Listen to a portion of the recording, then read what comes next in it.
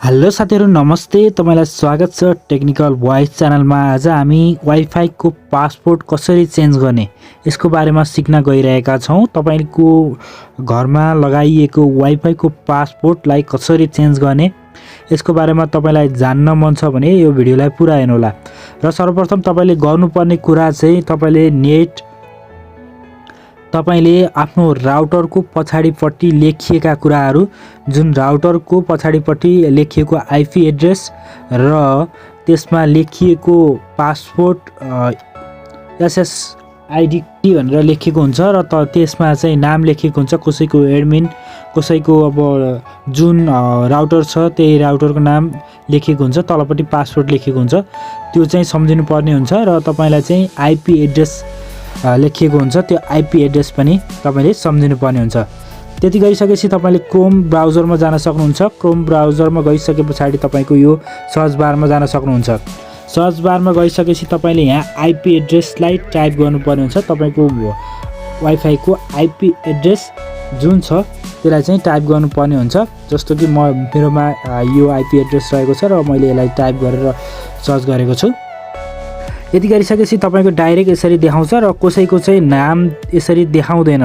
त्यहाँ चाहिँ इमेल र तपाईको एसएसडब्ल्यू भनेर इमेल र पासपोर्ट मागे जसरी त्यसरी नै माग्दछ र राउटरको पछाडीपट्टि लिएको पासपोर्ट र जुन नाम लेखिएको छ त्यसलाई चाहिँ तपाईले चाहिँ टाइप गर्यो भने यस्तो प्रकारको इन्टरफेस खुल्नेछ।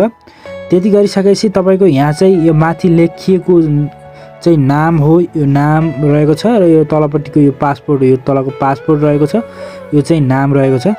र अब हामी चाहिँ पासपोर्ट चेन्ज गर्नको लागि चाहिँ यहाँ पासपोर्टमा टच गर्नु होला र यसलाई चाहिँ हटाउनु होला। र अब तपाईले नयाँ पासपोर्ट के राख्न जानुभएको छ त्यो पासपोर्ट राख्नु होला। तपाईले पासपोर्ट राख्न सक्नुहुन्छ। तपाईले पासपोर्ट राखिसकेपछि तपाईले चाहिँ यसलाई चाहिँ यहाँ तलपट्टि देख्न सक्नुहुन्छ, यो सेभको बटन रहेको छ, यसलाई चाहिँ सेभ गरिदिनु होला।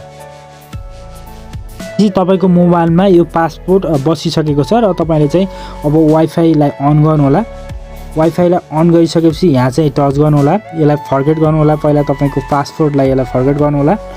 फर्गेट गरिसकेपछि यसमा चाहिँ तपाईले राखेको पासपोर्टलाई चाहिँ लगाउनु होला।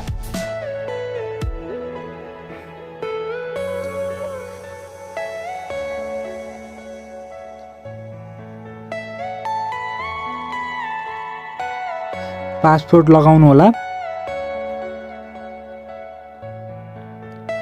यसरी पासपोर्ट लगाउनु होला र यसलाई कनेक्ट गर्नु होला। यति गरिसकेपछि तपाईको मोबाइलमा पासपोर्ट कनेक्ट हुनेछ।